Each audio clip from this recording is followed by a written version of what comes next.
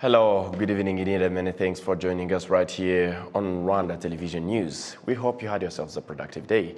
Now, coming up on our edition tonight, the Rwanda Utilities Regulatory Authority, RURA, has revised the fuel pump prices based on adjustments in the international market. The Minister of Local Government, Gatabazi Jean-Marie Vianney, briefed the Senate on proposed strategies for addressing the problems identified in the model and normal villages inhabited by various homeless people. The young engaged in Never Again Rwanda have said they are committed to working together to heal the wounds of the 1994 genocide against the Tutsi through unity and fighting the genocide ideology.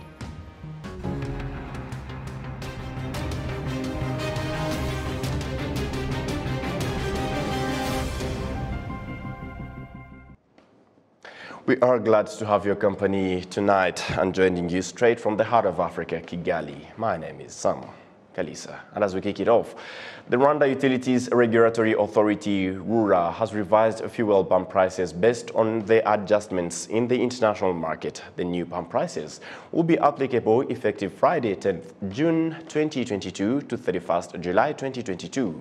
As follows. Maximum retail price for gasoline, which is premium motor spirit, is 1,460 Rwandan francs per liter. Maximum retail price for diesel, which is automotive gas oil, is 1,503 Rwandan francs per liter. Since May 2021, prices have been stabilized as a result of the decision by the government of Rwanda to forego some taxes on imports on select petroleum products.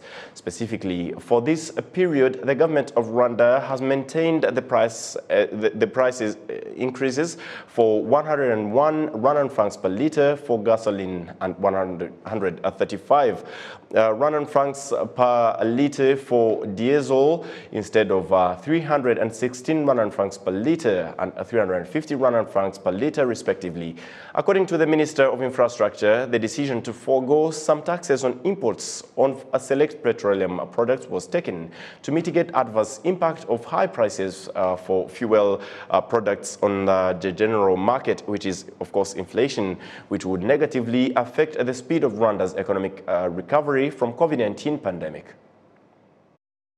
Leta itari yazamo ngo igire ikishiramo kugira ngo ibiciro bidakomeza kuzamuka cyane. Without the government subsidy, the price of diesel would have shot to 1,719 Rwandan francs, while the price of petrol would have increased to 1,676. That's an increase of about 351 Rwandan francs on diesel, while petrol would have increased by 317 Rwandan francs. That is a lot of money on 1 liter. That shows you how much it would have affected livelihoods of everyone and the cost of transportation in the country. Yet this is a sector that is such a pillar to the economy. That means the government of Rwanda had to forego about 200 Rwandan francs on each liter of imported petroleum products for the next 2 months of June and July. Naho igiciro cya essence kiraba amafaranga 460 kuri litiro. And up to settlement matters now. The Minister of Local Government, Gatabazi Jean-Marie Vianney, briefed the Senate on proposed strategies for addressing the problems identified in the model and normal villages inhabited by various homeless people. Precious Kidezi filed this report. Residents of a model village located in Muhanga district voice out their concerns. The issue of smoke sweeping through houses is of a great concern. The color inside our houses has since changed due to the smoke coming from our kitchen.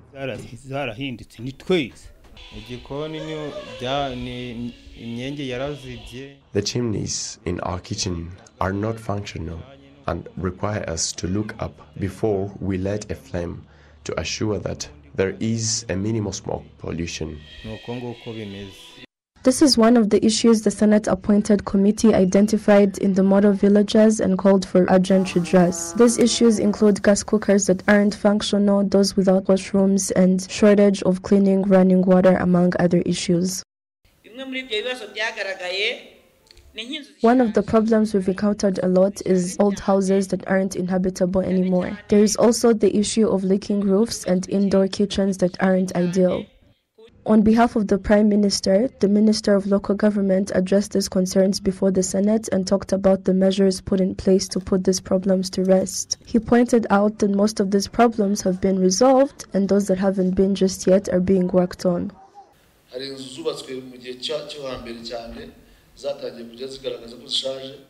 Houses that were built a while back are getting old and renovations are already in action, and those that are living in inhabitable houses have been relocated while new homes are being constructed for them.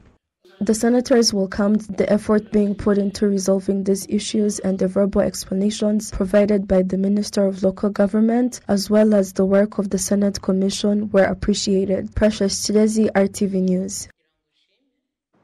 Thank you, Precious. To other matters, the youth engaged in Never Again Rwanda have said they are committed to working together to heal the wounds of the 1994 genocide against the Tutsi through unity and fighting genocide ideology. Gislaine Mugwaneza filed this report. The 11th National Youth Conference on the commemoration of the 1994 genocide against the Tutsi, hosted by Never Again Rwanda, was under the theme, My Story, Your Story, Shaping Our Future. The discussion brought together young people from diverse backgrounds that were affected in various ways by the 1994 genocide against the Tutsi to share their stories of resilience in overcoming their past and their healing journey. According to the youth, the past history left wounds and they grew up with the effects. Nabayeho iyo myaka yose mbara n'igikomere cyo kutamenya ndi muntu ki nkomoka he ndi mwene nde. I lived all those years without knowing who I am, where I come from, not even knowing my parents. The painful thing is not knowing where you come from. It limits a lot. For example, I refuse to get married. I am afraid I can get married to my brother because I don't know him. 39 days ago, I met my family, including my 2 brothers and my aunts. Bagera muri batatu n'abandi bakuru bangiye kwa mama wacu. Ababyeyi banjye baje gufatwa barafungwa bakurikiranwe icyaha cya genocide. My parents were arrested because of genocide perpetration. They were convicted of their crimes. My father was sentenced to life. My mother was sentenced to 30 years in prison. Since then, our life became bitter. I had to take care of my young siblings, and I thought that maybe there were other young people out there living in isolation and depression, suffering from the effects of the 1994 genocide against the Tutsi, which resulted into the Army Zero Care organization in 2013 that helps genocide victims.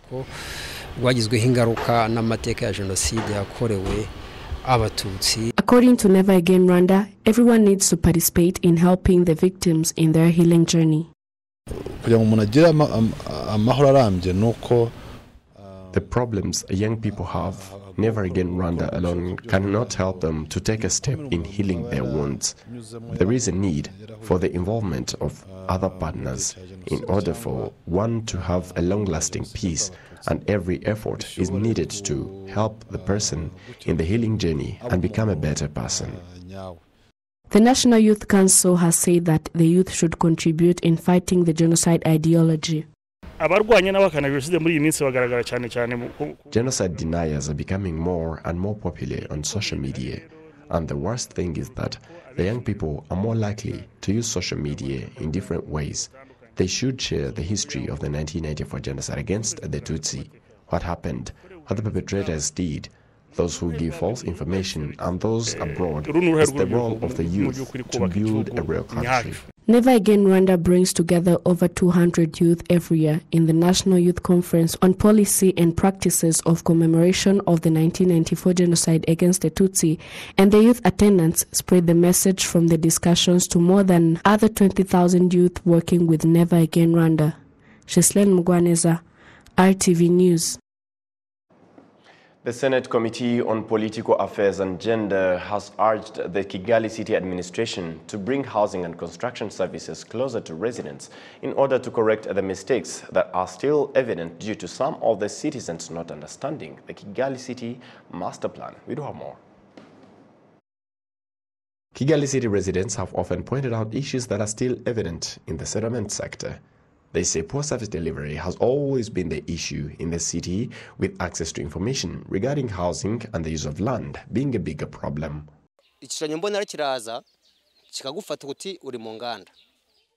Sometimes we do not even understand the master plan, leading us to fines that we do not even understand.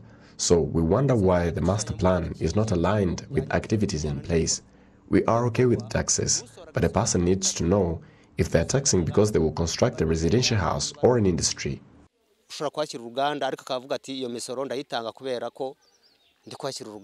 Kigali City Vice Mayor in charge of socio-economic affairs, Urujeni Martin, noted that the city of Kigali will continue availing land and settlement services closer to residents and will go hand in hand with increasing the number of service providers. These land-related services and land documents are being brought closer to residents at the sectors. Sectors are now being helped so that all those services cannot be provided by one person.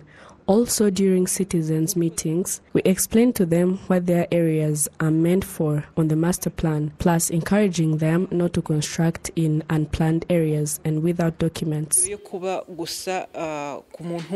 Dushimimana Lambert, chairperson of the Senate Committee on Political Affairs and Gender, noted that although there is a lot to be proud of, including the way people have improved their understanding of the use of the master plan, the city administration should continue the campaign until residents are at the forefront of the implementation of the master plan. Icyo dusaba rero ni avete hari ibintu bibiri hari ubushobozi bw'umuturage turimo kureba. We are requesting for two things. One is residents need to be informed about what is being planned for their areas of settlement, because when they get to know in advance, it will make it easier for the implementation of the master plan. That is what we meant when we asked you to go down to the village level and work with local leaders, but as well work with residents so that they know what their land is to be used in 5 years to come.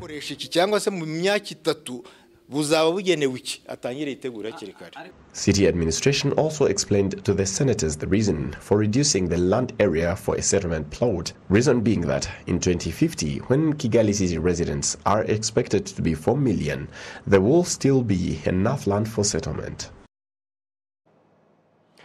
The Ministry of Trade and Industry, in partnership with the United Nations Economic Commission for Africa, UNECA, has developed a specific African Continental Free Trade Area Agreement national strategy to prepare and position Rwanda to maximize the benefit of the agreement. Jen Motoni has more on the report.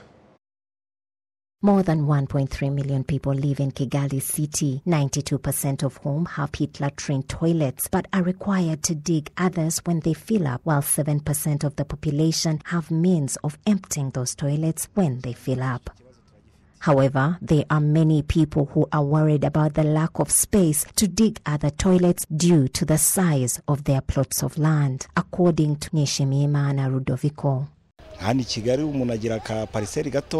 In Kigali, you find that people have small plot of land, and when they build a toilet and gets full, you can't find another place to construct. The management of WASAC Water and Sanitation Corporation Limited on Wednesday signed a contract with the Victoria Lake Commission for the construction of a factory to be built in Masaka sector in Chichuchiro district, where waste will be collected from pit latrines and processed for agricultural fertilizers. WASAC Acting Chief Executive Officer Umuhumuza Giselle says the factory will be operational within 3 years.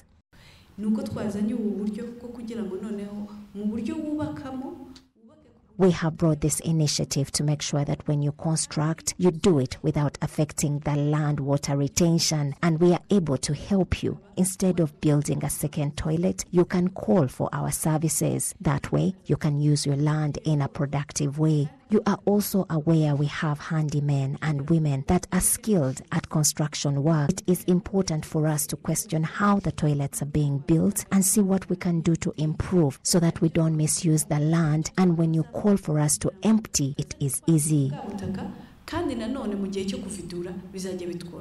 Plant will be completed in 2025 at a cost of £7.5 million provided by the German Development Bank. Similar projects in Tanzania, Kenya and Uganda will cost a total of £26 million to build these plants.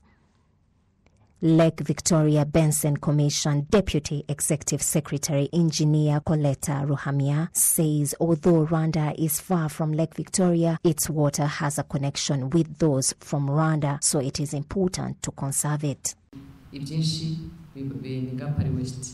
To get where we want to be, as we plan for water, we must also plan for the wastewaters flowing. The plant will have the capacity to receive between 500 and 600 cubic meters of wastewater per day from vehicles that will be clearing toilets around Kigali city in a difficult-to-reach area. The coordinator at the German embassy in Rwanda says his country is happy to work with Rwanda to achieve its goals. Working with Rwanda in implementation of its nationally determined contributions is the overall aim of this partnership, and sustainable urbanization is one of the two areas in which the partnership is being implemented.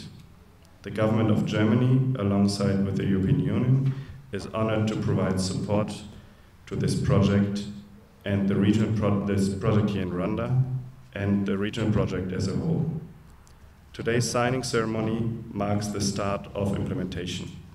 I look forward to seeing the progress of the detailed design and to continue working together. The population of the city of Kigali is growing at a high pace, whereby by 2035, housing experts estimate the population will reach 1.8 million. So there's a need for household waste collection and treatment. Similar waste treatment plants will be built in the town of Kisumu in Kenya, Mwanza town in Tanzania, and Kampala in Uganda, which will cost £26 million in construction alone. Isabel Masozera, RTV News.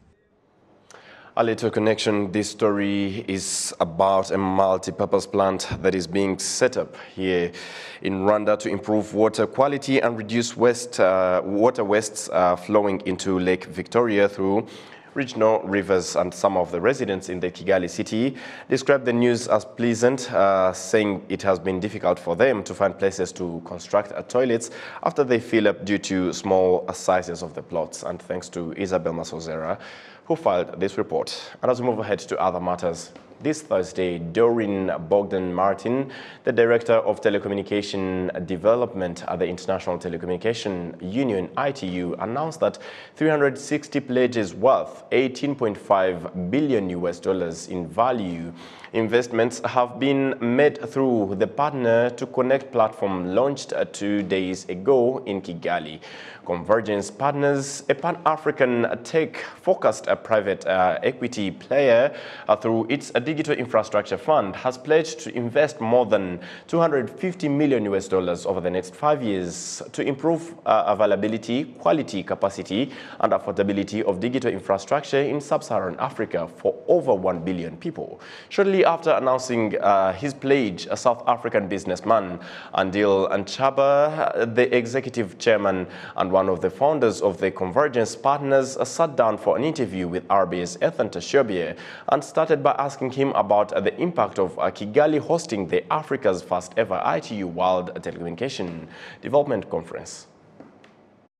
We are taking stock here as to what is required to get to that 100% connectivity. There are big cities today in Africa that they are growing. Africa is urbanizing. So these are issues that have been discussed here. So what does this actually mean? I think it is a point of taking stock. It is a point where all of us, we need to collaborate as government, private sector, academia, society, to say, how are we going to work together in the next 8 years to get to that point of connecting everybody in the continent? That's really what the crux of the conversation are all about here. Mr. Andile, if we are talking about that and what needs to be done, I think Convergence Partners, you're on your way to doing something huge. Yes. You're pledging $250 million to be dispersed in the next 5 years. Yes. First of all, what does that mean? Let's actually start with the pledge in itself. Yes. And What pushed that pledge? So we have been investing in technology in Africa for the last 19 years, right? Next year we're celebrating our 20 years. I'll give you a few examples of companies we've invested in. SICOM, for instance, the submarine cable that connects from South Africa to Mozambique, Tanzania, Kenya, Sudan, Djibouti, right up Egypt, right up to France, and then it branches to India. Just one example of an investment we did about 10 years ago. And today, that cable carries most of the traffic of East Africa, most of the internet traffic in East Africa. Second one, we have invested in a company called C-Squared, which is in Kenya, is in Uganda, Ghana, DRC, etc. We build fiber between cities, basically. There are many other examples. A company called Inc. that provides internet services in Malawi, in Zambia, you know, in Nigeria, in South Africa, etc. So we are continuing the journey we have been in. Now, what are the three most important things that we are looking at for this 250 million? One, data centers are very important. We are looking at building and investing in data centers. Why data centers? We're generating content, as me and you speak, that's going to be on television, that's going to be on the internet. That content needs data center to be put in. I mean, young people are generating movies, etc. You need data centers. Business, they need data centers, etc. The second one is that of putting optic fiber into your house, into an office, into that business. That's the second most important area which we are going to be investing in. The third one, artificial intelligence. You know that people are talking about the metaverse, Web3, basically. People are talking about all these new things, the digital twins. We cannot be left behind in getting into the metaverse, in getting into Web3. Those are three examples: data centers, fiber, Web3, as examples of companies that we will be investing in building over the next 5 years and beyond, of course. Interesting. What kind of Africa do you envision? In a very few words. In very simple terms. Yeah. By 2036, there will be 2 billion of us in the continent. 2 billion. And we will have the largest population of young people. By 2040, we will be the most digital continent in the world. I've been in this industry now, for a very long time. And I've seen this growth. And when I say this to people, that cities like Kigali are going to be major cities of tech in the world. It's happening. We have, what we call the demographic dividend. Young people who are smart, who are hungry, who are building interesting platforms. This is where Africa is going. It's not something that, is theoretical. It's going to happen. That is why we're investing in the continent. Very lastly, for someone who is watching RwandaTV right now, what should they expect from the $250 million you're pledging towards digital technology in Africa? Watch the space for a data center that will come. I'm not going to mention the place for now. Mr. Andel Nhaba, who is the executive chairman of Convergence Partners, thank you so much for finding time to speak to us on RwandaTV. Thank you. Many thanks for the privilege of your time on Rwanda Television News tonight. On behalf of the entire news and technical team that made it happen, many thanks. And stay safe. My name is Sam Kalisa. Enjoy the rest of our programs. Goodbye.